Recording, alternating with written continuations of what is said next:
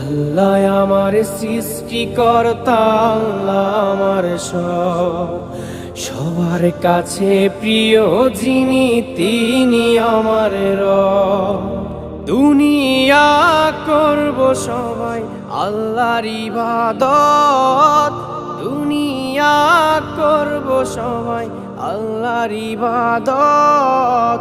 সব কিছুতে দিবেন তিনি তারি রহমত, সব কিছুতে দিবেন তিনি তারি রহমত।